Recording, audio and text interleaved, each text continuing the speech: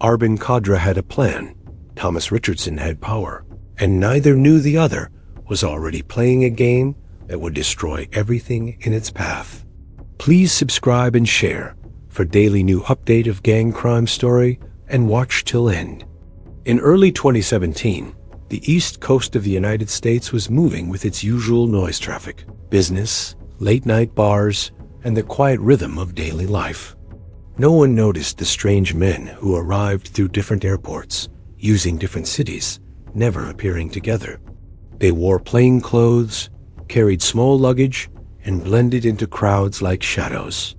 These men were part of a hidden Albanian syndicate known only to a few in Europe as the Vora Circle. Their leader, Arben Kodra, had planned this entry for over 2 years, studying every weak point of America's underground markets. He believed true power came from silence, not chaos. And so, their arrival created no headlines, no alerts, not even a rumor. It was exactly what they wanted. Arben did not enter the country himself. He preferred to watch from afar, choosing to operate from Montenegro until every piece on the board moved into position. His strategy was simple: scatter his people across small towns, suburbs, and coastal cities. Each member had a role. Some posed as small business owners, some as laborers, and some as harmless immigrants searching for a fresh start. They rented cheap apartments, opened modest bank accounts, and slowly learned the rhythm of local movement.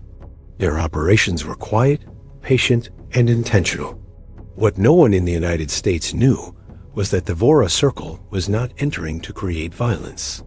They were entering to take over. Their target was one of the most protected underground supply routes on the East Coast routes that had been controlled for years by an American crime figure named Thomas Richardson. Arben had studied Richardson's patterns, his alliances, his weaknesses, and even his secret travel habits. He knew where Thomas hid his money, who collected payments for him, and which parts of his empire were vulnerable. For Arben, this wasn't just an expansion. It was a chess match. The Albanian members began by renting storage units under fake business names. They used these units to move harmless-looking containers filled only with cleaning supplies, tools, or furniture, nothing illegal. This helped them build a pattern of trust with local storage owners and transportation companies. Within months, they were familiar faces, normal customers, invisible to suspicion. And through this slow movement, they mapped out which trucking companies were connected to Richardson's network. They learned which drivers were loyal to him and which ones were unhappy. They learned which ports had blind spots in their security systems. They learned which warehouses didn't have nighttime patrols. Everything they gathered was quietly sent back to Arben through encrypted files. He studied every detail with patience. He understood that taking over an empire required understanding it better than the person who built it. Richardson controlled territory through fear and dominance. Arben planned to take it using precision and invisibility. By the end of the year, the Vora Circle's silent network stretched from Boston to Philadelphia. No one knew their names. No one suspected their purpose. They had built a foundation deep beneath the surface, calm, hidden, and ready. Their arrival was not loud, but it was dangerous. Because a war was coming, and only one side knew it had already begun. Thomas Richardson's empire had grown over a decade, built with a combination of fear, precision, and an almost corporate efficiency that few in the underworld could match. To the outside world, his operations appeared legitimate warehouses filled with goods, small trucking companies moving cargo, and a network of businesses providing cover for illicit activity. But beneath that veneer of legality, he controlled an extensive criminal infrastructure that stretched from Chicago through New Jersey, connecting the East Coast through routes that were meticulously monitored and guarded. Every shipment, every delivery, every transaction moved through layers of people loyal to him, or at least loyal out of fear. It was a system so tightly wound that Richardson often compared it to a living organism, one that would suffocate anyone trying to disrupt it. Richardson's right-hand enforcer, Mason Traeger, was key to maintaining that system. Mason was not flashy, not a man of words or theatrics. He was a silent force, the executor of Richardson's will. He handled threats, neutralized betrayals, and ensured that operations ran smoothly without drawing attention from law enforcement. Under Mason's supervision, shipments ran on time, crews followed strict schedules, and any deviation was met with immediate correction. Loyalty was enforced silently, with consequences that ensured few dared to test Richardson's control. For years, this method had worked flawlessly. The empire expanded quietly, and rivals learned quickly that challenging Richardson was a losing proposition. Despite the outward success, Richardson's empire had vulnerabilities, though he rarely considered them. His operations depended on a chain of trust, one that assumed every member would perform their duties without question or deviation. Information moved in predictable patterns. Payments were routed through a few trusted intermediaries, and communication relied on established routines. This created stability, but also created blind spots. Anyone who learned the rhythm of the empire could predict its movements, anticipate shipments, and manipulate outcomes. Richardson was aware of this risk, but had never encountered a threat sophisticated enough to exploit it. It was during these months that small, untraceable disruptions began appearing in his system. Shipments that had always arrived on schedule were delayed or missing entirely. Minor errors in paperwork started appearing, slight discrepancies in weight, mislabeled packages, or strange notes in logs. At first, Richardson dismissed these as human error. Crews were exhausted, warehouse staff made mistakes, and suppliers sometimes failed to meet standards. But as weeks passed, the errors became too frequent and too coordinated to ignore. What had once been a perfectly controlled empire now showed signs of vulnerability, subtle but undeniable. Richardson's instincts told him that something was happening beyond the surface. He convened meetings with Mason and other lieutenants to investigate the anomalies. The information revealed a troubling pattern. Low-level employees seemed to know more about the movements of critical shipments than they should have, and certain drivers were making unscheduled stops. Richardson began to realize that his empire, for all its size and power, could be infiltrated without a single violent confrontation. Someone or some group was observing, studying, and exploiting weaknesses in ways he had never encountered. The scale of what he was facing remained invisible, but the implications were clear. The foundation of his empire, which he had built with meticulous care, was under threat, and the challenge would demand more than brute force to survive. The Vora Circle chose their moment carefully. After months of studying Thomas Richardson's supply routes, Arben Kodra decided the first strike had to be clean, fast, and invisible. The operation focused on one shipment that moved quietly every Thursday night from a warehouse outside Newark. It never traveled with escorts, never appeared in digital systems, and was handled only by men Richardson trusted. Arben realized the shipment was more important than its size. It was a signal of loyalty inside Richardson's empire. Whoever controlled it controlled the flow of messages, hidden payments, and coded deliveries. If the Vora Circle could seize it without leaving a trace, it would create confusion that no enemy could immediately understand. Arben assigned 3 operatives, each chosen for their ability to disappear. They rented a small moving truck, the kind that blended with hundreds of others on the highway, and stayed in a motel under fake identities. On the night of the operation, they followed the shipment from a distance, using a second vehicle to track from behind. They avoided cameras, changed routes twice, and waited until the truck entered a long, isolated industrial road with no streetlights. This is where the takeover happened. The Vora Circle blocked the path with the moving truck, approached silently, and handled the 2 drivers without making noise. They transferred the goods in less than 9 minutes and drove away in opposite directions. Within half an hour, the original truck was left untouched near an abandoned parking lot, looking as if it had broken down. There were no phone calls, no alarms, and no records. When Richardson's crew checked the warehouse the next morning, nothing seemed disturbed. The shipment was simply gone. No door was broken, no camera captured anything, and no tire tracks led anywhere useful. The workers panicked, and Richardson's suspicion immediately fell on his own people. To him, the idea of an outside enemy was impossible. Only insiders knew about this shipment. This single missing load triggered a chain reaction of mistrust. Men who worked together for years began accusing one another. Supervisors questioned long-time drivers. Richardson himself fired several team leaders, believing they were hiding something. The disappearance spread fear through the ranks, and soon rumors followed. Some workers claimed an unknown group was watching the routes. Others suspected someone was testing the security system. Richardson's empire, which once operated with confidence, became unstable. Every truck that left the warehouse was checked twice. Every phone call was reviewed. Every crew was required to report their exact location every hour. Instead of strengthening the system, this paranoia cracked it open. Internal communication slowed. Routine operations stalled. People avoided taking responsibility for anything, afraid of being blamed. Within a week of the first strike, 4 of Richardson's small crews operating in separate states went silent. They didn't report missing shipments. They didn't ask for help. They simply disappeared from their usual routes. No messages, no evidence, no witnesses.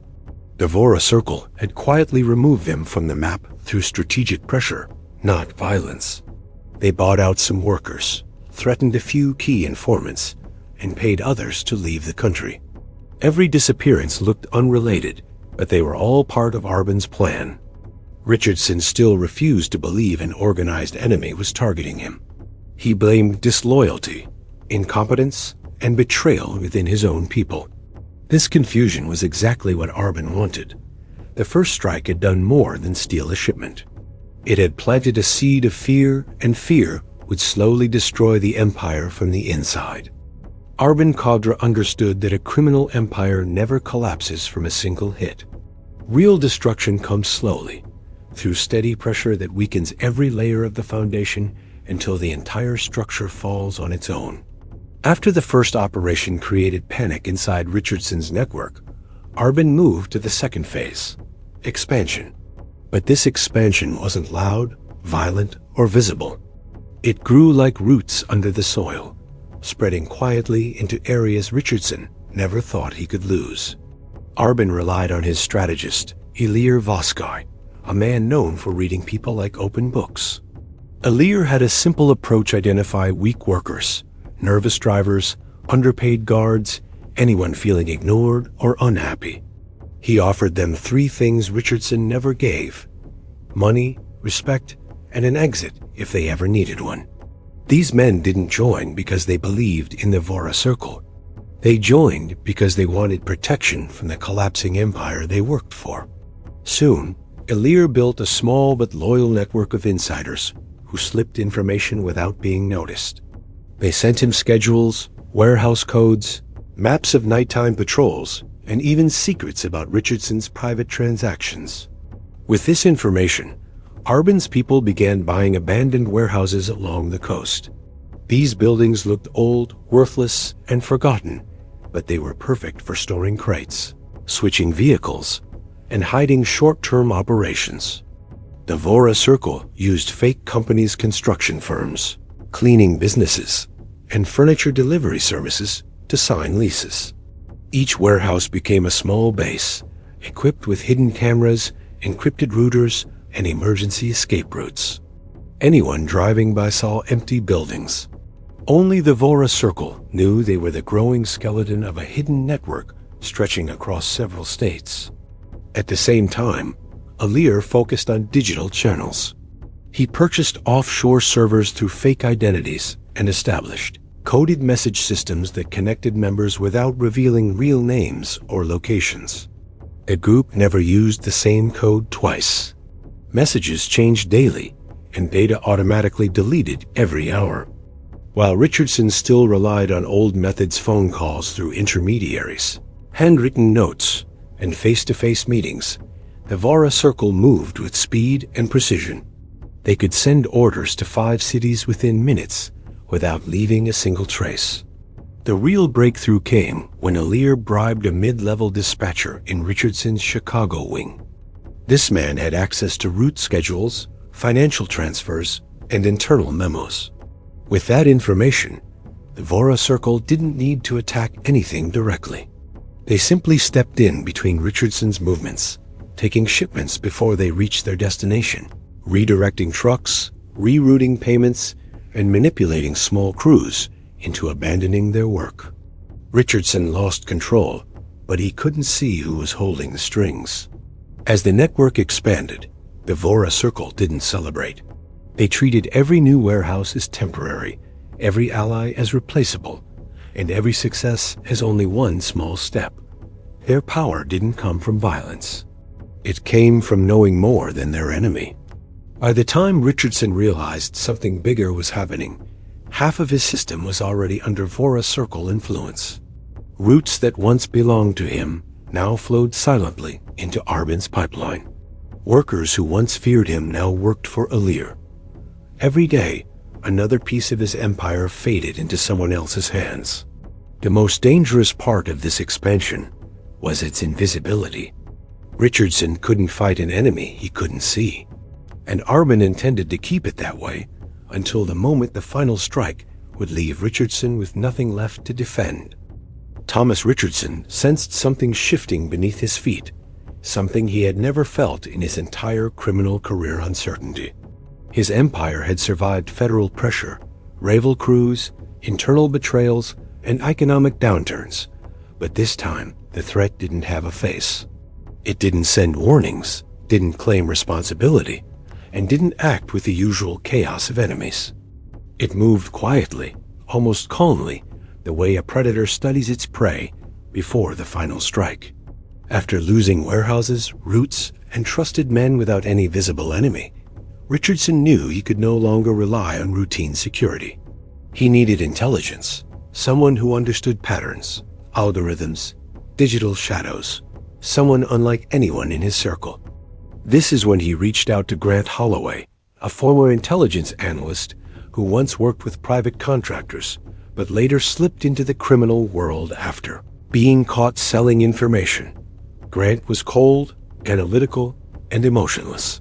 He studied Richardson's files, listened to crew reports, examined missing shipments, and reviewed timelines with the precision of someone trained to see what others overlook. He didn't need much time before he formed a theory.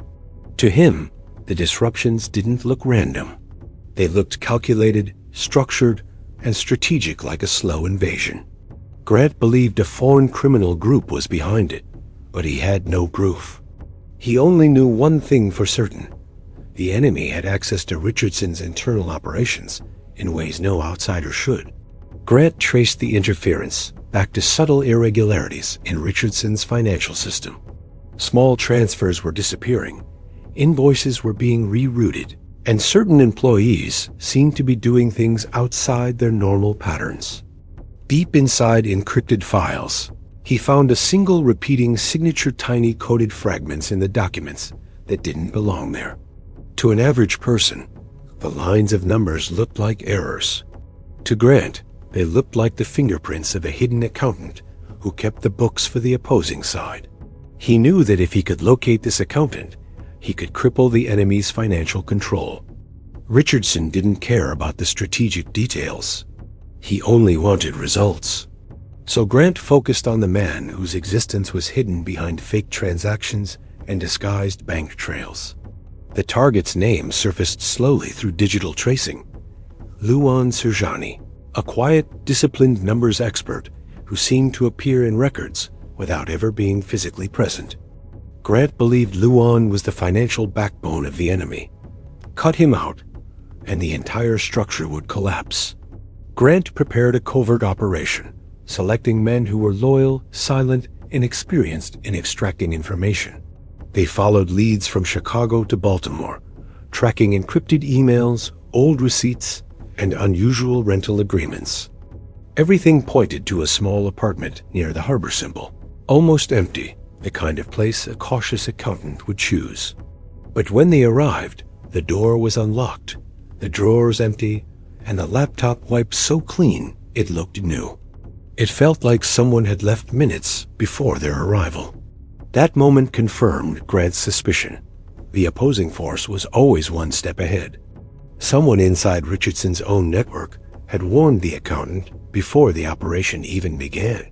Richardson grew more furious, convinced his empire was rotting from within. Grant tried to calm him, explaining that the disappearance wasn't a defeat. It was proof that the traitor existed, hiding among them, quietly feeding information to an unseen enemy. But Thomas Richardson wasn't a man of patience. To him, losing the accountant wasn't just a tactical failure, it was personal. It meant someone close had betrayed him. And once he believed that, every decision he made would be driven by fear, anger, and desperation, exactly the emotions the Vora Circle wanted him to drown in. Richardson's empire had always been held together by loyalty, forced loyalty, but loyalty nonetheless. Men followed him because they feared him more than they feared any rival. But after the accountant vanished before Grant Holloway's team arrived, the cracks in that loyalty widened into deep fractures. The disappearance felt coordinated, too precise to be luck. Richardson realized someone in his inner circle was leaking information, someone he trusted enough to share critical schedules and private financial routes. That thought poisoned every conversation he had. Every phone call made him suspicious. Every missed update made him angry. The war no longer felt like an external threat. It felt like a silent infection spreading inside his organization. It began with small inconsistencies. Grant identified slight discrepancies in root approvals files, modified seconds after they were uploaded, call logs that didn't match timestamps, and encrypted messages that were forwarded automatically to unknown receivers. To an untrained eye, these details seemed random, but Grant saw a pattern. Someone inside was receiving payments through offshore channels, disguised as logistics bonuses. The payments were regular, predictable, and always timed before Richardson's operations went wrong. Grant knew they were dealing with a traitor who had been working undercover for months, maybe longer. Richardson reviewed the list of people with access to sensitive information. Most were either long-time loyalists or feared him too much to betray him. But one name stood out: Elias Monroe, a logistics manager who joined the Empire 3 years earlier. Elias was quiet, efficient, and rarely made mistakes. He handled schedules, transportation manifests, and crew rotations. He worked late, never asked questions, and avoided unnecessary conversations. Richardson had always thought of him as reliable, even dull. But Grant saw something different: someone with access to everything but known by almost no one. Grant dove deeper into Elias's financial history. On the surface, it looked normal. Steady paycheck, small expenses, nothing unusual. But buried beneath layers of encrypted data, he found a pattern of deposits originating from shell companies with Albanian ties. Richardson didn't need further proof. The traitor wasn't a rumor anymore. He had a name, a face, and a position right in the heart of the Empire. While Grant tried to plan a strategic capture, Richardson's temper overruled everything. He wanted immediate action. But Elias was already 2 steps ahead. The moment his offshore contact warned him that digital files were being examined, he knew it was time to disappear. He stopped showing up at the office. His phone went silent. His apartment was abandoned, with clothes missing and documents destroyed. He left behind only an empty closet and a disconnected router, as if he had never lived there at all. What Richardson didn't know was that Elias's betrayal went far deeper than leaking schedules. He had been quietly manipulating the flow of information, misdirecting crews, and delaying responses. He rerouted trucks into vulnerable paths, reported false mechanical failures, and purposely mismatched inventory counts. Every operation that failed in the past few months had Elias's fingerprints behind it. And because he worked quietly, Richardson never suspected him. The truth hit Richardson with brutal clarity. He had built his empire on control, but someone he underestimated had outplayed him from within. The betrayal shattered whatever stability the organization had left. Men started whispering, wondering who else might be compromised. Grant tried to maintain order, but even he felt the destabilizing effect. Elias's disappearance proved that the Vora Circle's influence was not just external, it had rooted itself deep in the center of the empire. Richardson finally understood the real danger. His enemy wasn't the stolen shipments or the missing crews. His enemy was information he no longer controlled. And without control, his empire was no longer an empire. It was a structure collapsing quietly from the inside, exactly the way Arben Kodra had planned. Thomas Richardson believed he still had time to regain control, but the war had already slipped beyond recovery. Every lost route, every missing shipment, every vanished crew had pushed him further into desperation. After weeks of silent attacks and growing paranoia, he decided there was only one way to shift the momentum hit back with force before the enemy struck again. Grant Holloway disagreed, warning him that rushing blindly could lead to disaster. But Richardson was no longer thinking clearly. Fear had replaced logic. He ordered a counter-operation, unlike anything his empire had attempted before.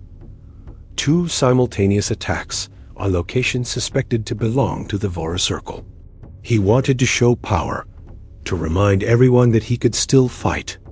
But what he didn't know was that he was walking into a trap, crafted with patience and precision. The plan seemed strong on paper. One crew would strike a warehouse on the outskirts of Philadelphia, and another would hit a storage facility outside Boston. Elias Monroe, before disappearing, had provided the Vora Circle with enough intelligence to predict Richardson's next moves. Arben Kodra used that information to design a trap that would break Richardson's confidence completely. Arben ordered his men to clear both warehouses days before the attack. Anything valuable was moved. Vehicles were relocated. Evidence was erased. What remained were empty shell's decoy locations meant to lure Richardson's men into a false victory. On the night of the operation, Richardson's crews moved with urgency, believing they were finally taking control. They arrived fully armed, prepared for conflict. But instead of resistance, they found silence.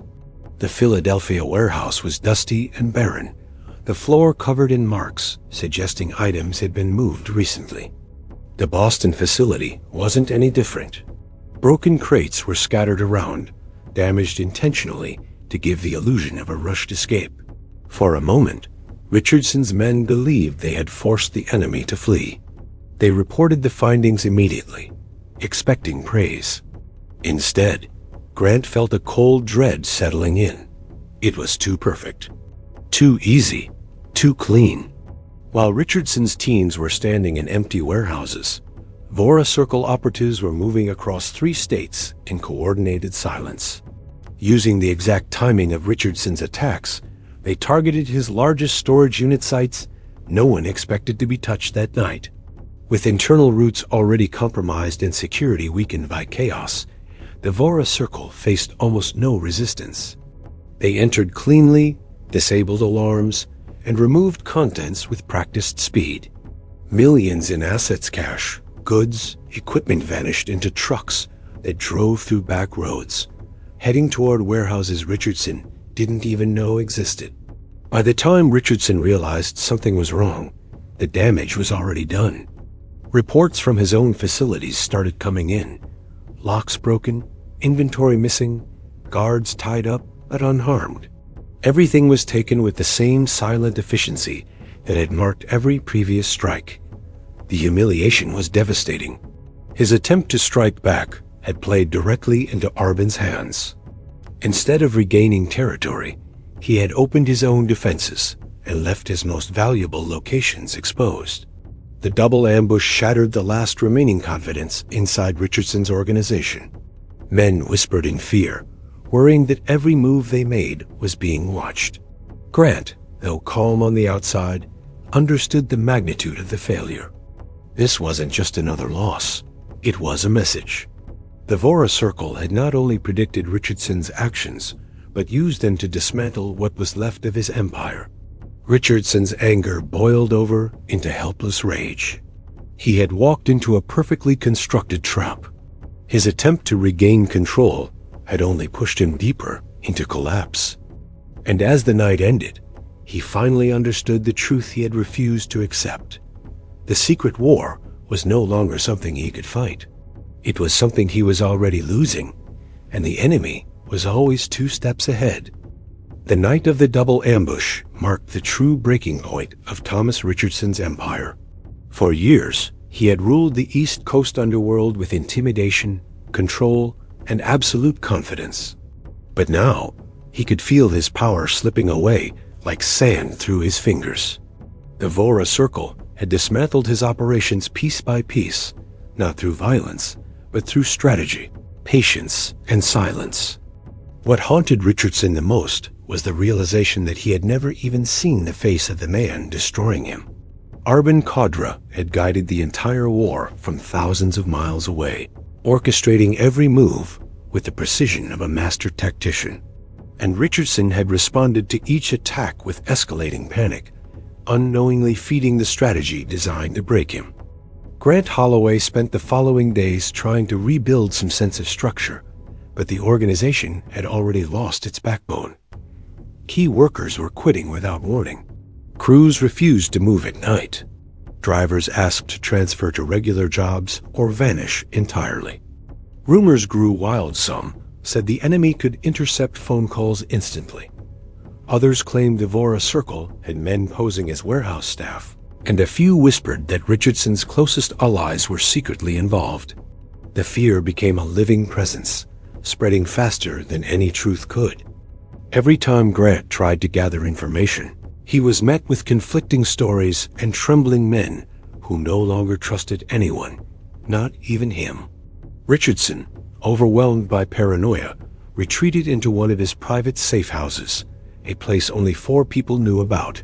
He believed isolation would keep him safe. But isolation only gave his mind more room to spiral. Every sound outside made him believe the enemy was approaching. Every delay in communication made him think Grant had turned against him. Every piece of missing information felt like a deliberate attack aimed directly at him. The walls of the safe house felt tighter each hour, and Richardson found himself pacing through the rooms, replaying every step of the war, trying to understand where he had lost control. Grant eventually broke protocol and went to meet Richardson in person, understanding that distance would only worsen the panic. When he arrived, he saw a man nothing like the feared commander who had once ruled the underground with ease. Richardson was exhausted, agitated, and unable to hold logical conversations. Grant realized that the psychological damage had already been done. The Vora Circle didn't need to attack anymore. Richardson was defeating himself. Meanwhile, miles away, Arben Kodra received the final reports with calm satisfaction. His plan had always been to dismantle Richardson's empire without firing a single reckless shot. His goal wasn't bloodshed. It was dominance through intelligence and precision. With the empire now destabilized beyond repair, Arben initiated the final step. His operatives quietly took over the remaining transportation routes, signed deals with former Richardson associates who switched sides out of fear, and injected money into new fronts that would disguise the flow of goods for years to come. By the end of the week, the Vora Circle controlled nearly everything Richardson had built over a decade. The final blow to Richardson came not through violence, but through realization. Grant informed him that multiple federal investigations were now circling his weakened organization. Internal betrayals had spilled into the outer world. Competitors sensed weakness and began carving away pieces for themselves. Richardson stood alone, surrounded by enemies visible and invisible, losing territory every hour. For the first time in his life, the man who once intimidated entire cities felt powerless. The secret war ended without a dramatic confrontation, without a face-to-face showdown between Richardson and Arben. It ended with silence, the same silence that the Vora Circle had used from the beginning. Richardson's empire collapsed not in flames, but in uncertainty, fear, and strategic brilliance. And as his influence faded into the shadows, a new power quietly rose to take its place, leaving behind only one undeniable truth: the deadliest wars are the ones fought without being seen.